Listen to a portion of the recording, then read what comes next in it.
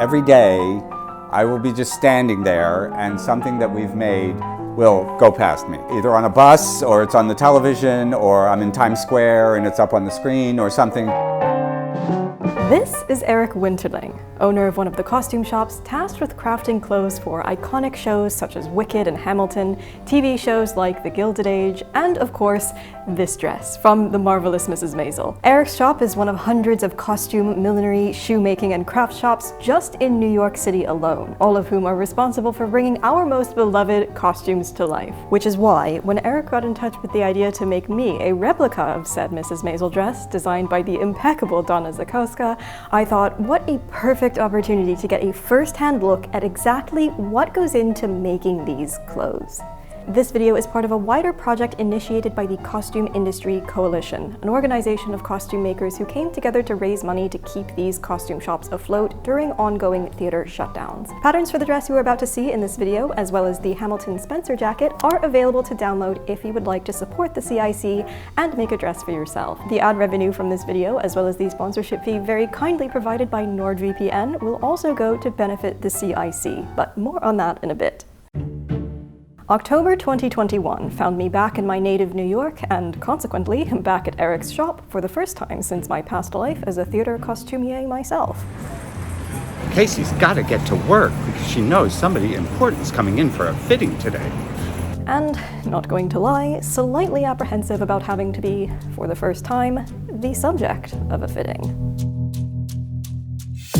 This is my costume shop, and this is 8,200 square feet of costume making. We make clothes for Broadway shows, movies, opera, dance. The sketch comes in many different ways. Sometimes there's not even a sketch, and sometimes it's emailed, it's dropped off, and the first thing to determine is if there's is it a period. And we look at the research, 1660s, 1760s, 1860s, 1960s, because the period is part of the story. And in the end, that's what we're doing, is we're telling a story. So then we have a meeting, and we talk about what fabrics they have in mind. We talk about maybe where it might come from, or is it being shopped locally. I need my administrative assistant.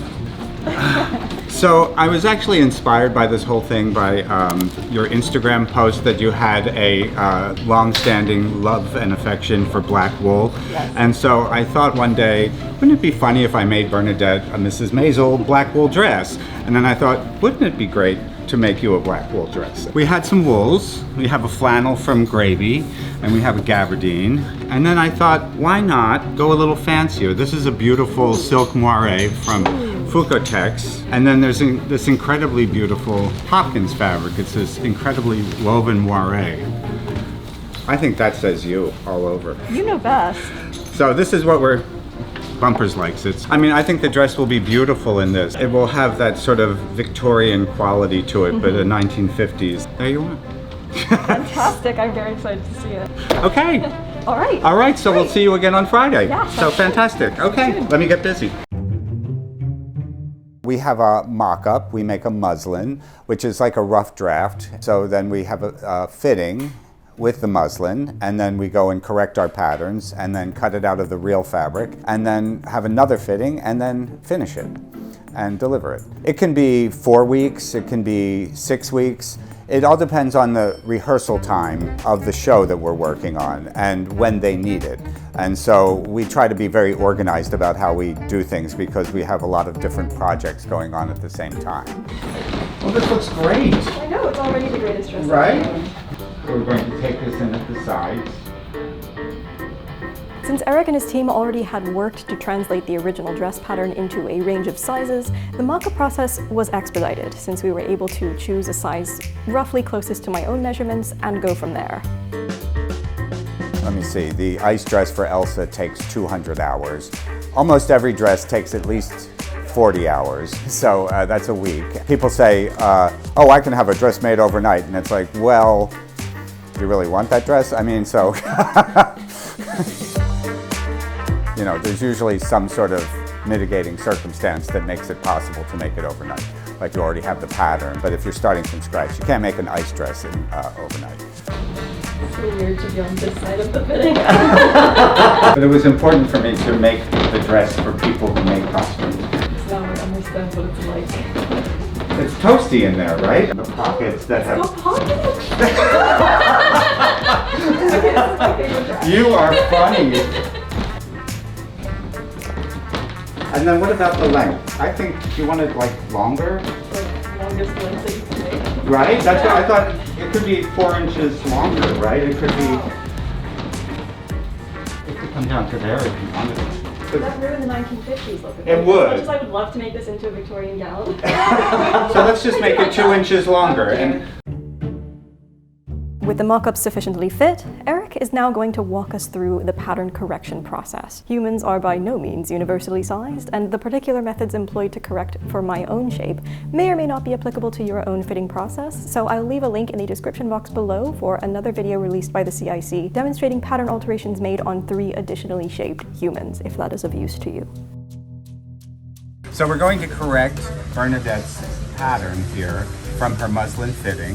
And so as you can see, she has a side seam alteration. I'm going to move this over to here and then take it out of the skirt. And then I'm going to pick it up at the shoulder, bring the neckline in, and change this seam here. I'm also going to shorten the waist length just a little bit at the side seam. I've marked out on the pattern the seam line, the 5/8. I've done that in pencil. And then I've marked the alteration in red. And then what I'm going to do is then measure from the red line 5/8 of an inch so I don't get confused. That's going to be my cut line. Here's the side seam alteration. So here you can see this is the pencil line, that's the 5/8 inch seam allowance that's built into the pattern. Then the red line is the alteration. And you can see that I don't really want to make it too tight under the arm. So I don't take the 3/8 of an inch out all the way up through. I take a scant 1/8 inch, and then now I'm going to go and remeasure my seam allowance, and then I'm going to cut this off. Now this is this.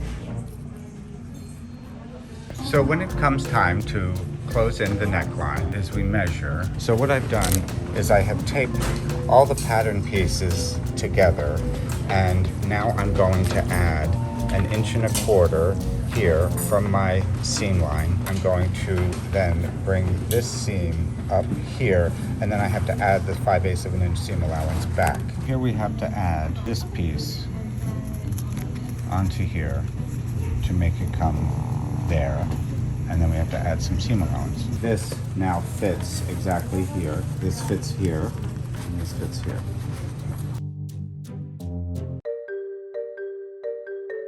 I'm a draper, and so that means I take the sketch and interpret it. It's broken down into patterns that can be assembled that look like that picture.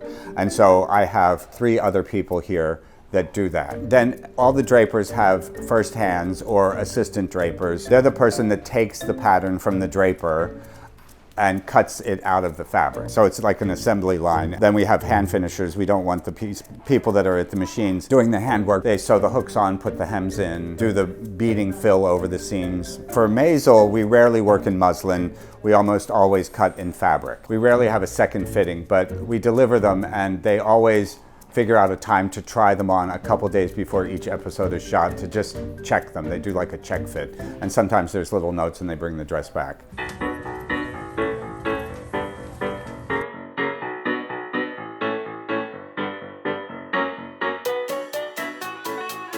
A few days later, we are ready for fitting number 2, just to make sure that the fit is just right before all that complex finishing work goes on. Wow! I love it! Oh my god! Fantastic! I mean, in all honesty, it's just a hair.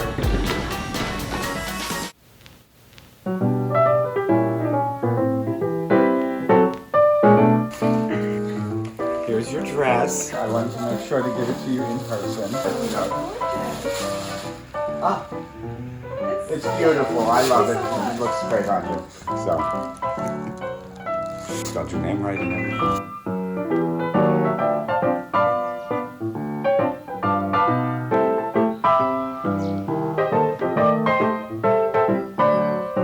From drapers to first hands to cutters, stitchers, finishers, dyers and painters, beaters, milliners, shoemakers, shoppers, administrators, and of course, designers, the costume making industry employs thousands of artisans just in New York City alone.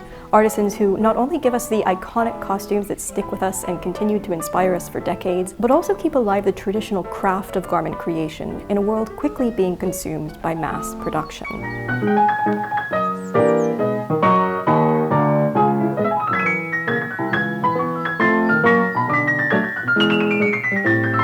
When you are doing costumes, you're telling a story. Why is this person wearing what she's wearing? I mean, it's a wonderful business. It's stressful. It's very rewarding. I always say, be sure it's as perfect as possible when you ship it, because you never know when it's going to end up on the side of a bus. And that's one of my favorite things about my job, is just that it's out there and that I feel like I'm making a difference and I'm making people's lives happy. A very special thanks is owed to NordVPN for sponsoring this video and in turn for helping me to support the CIC. NordVPN is the fastest virtual private network service designed to help keep your online browsing safe. If in the event that you find yourself flying to New York City to investigate the costume making industry, you can at least rest assured that your sudden exposure to public Wi-Fi networks won't leave you vulnerable to nefarious attempts to peek at your passwords and other sensitive data. A VPN reroutes your internet activity through an encrypted network, disguising your online identity and keeping your data safe.